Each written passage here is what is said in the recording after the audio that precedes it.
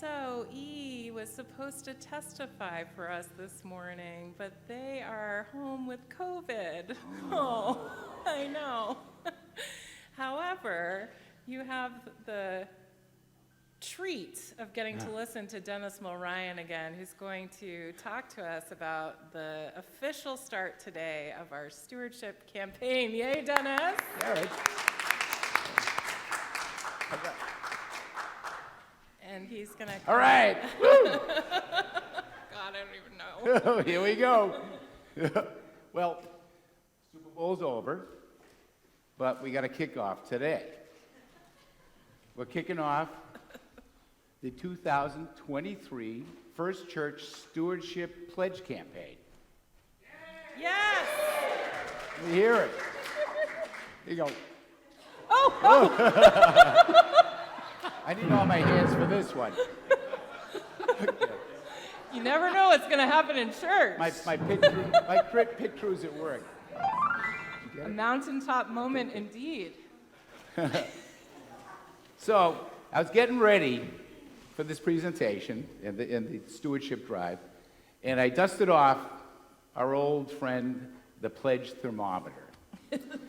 And I'm looking at it, and I'm saying, maybe we should retire this guy, you know?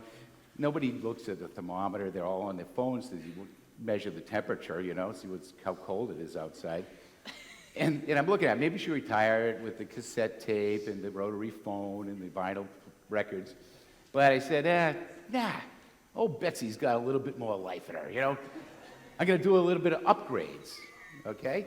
And today, the result is, I would like to present the First Church Love-O-Meter 2023. Woo! Wow. Now, I need to have a pointer here. The first thing we'll notice is that we are now powered by a all-inclusive love engine. This is guaranteed to go from 0 to 60 and beat Phil Holman's Tesla any day of the week. All right, okay. But that's not all. We got this little guy. Now, he really does look just like a little bit of a clock, and he's jumping with joy, having a good time, but he really has a secret power. His secret power comes from all of the volunteers who put time into the supporting the love missions of First Church. It's amazing. I was looking at a website on another project, volunteer.hub.com. They estimated that the total revenue that would be generated by the volunteer forces in the United States is $184 billion a year. Wow. That's a lot of money. So I did a little back-of-the-envelope calculation using their same methodology to see how much it would be worth at First Church. And I came up with $300,000 a year in volunteer work being done. Now, does that sound about right? It sounds like you should give me a share of that. Okay. I thought you were going to say higher, you know. I'm just kidding. No, I was think it is come higher. Back. I should have used the front of the envelope to I do think the it calculation. is higher, yeah. So, what we want to do, we're going to assemble this right here. Okay? So, we got the time, all right? Now, Robin. Yeah. Here, you take the one out of there. Okay. Now, take a look at it. What is it? Describe it for all the backbenchers. Well, so this is a picture of a man juggling tennis balls on what looks like not a balance beam. What's it called? A tightrope. A tightrope. I'm sorry. Now, what comes to mind when you look at that? That looks like a very talented young man. Okay. Like someone who has many skills. And I really tried for gender neutral. Yeah. But it just didn't work. Oh, sorry. I couldn't find, but, I gave the effort there. But, what's really amazing is you watch Sunday service, that's sort of the front of the house, and you see the talent, the musical talent. The artwork on the bulletins from Charlie's Angels that they work on every Monday morning. You see the deacons and the ushers and worship staff and the readings. That's fantastic. It's amazing. Most talented group of people I've ever met. And I highly recommend coming in early sometime, sneak into the back and listen to the preparation for the services. It's definitely give you a chuckle. It's so fun. They pull it together, and every week they build this cathedral to God, and it is truly amazing. But behind the scenes, you see people like Doug, who's worked on La Romana, but also worked on operations during the pandemic.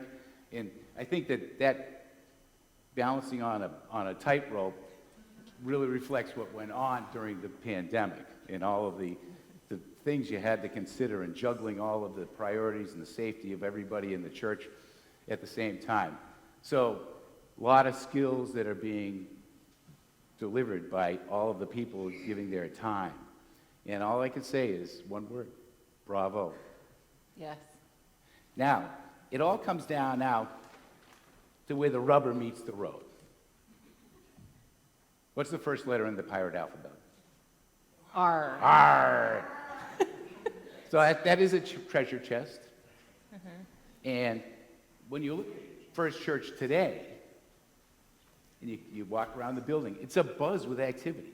You've got people in here, young and old, giving and receiving, loving and supporting each other. All of that is just amazing, the rebound that we have had from the pandemic. We're definitely thriving here. But it doesn't come cheap.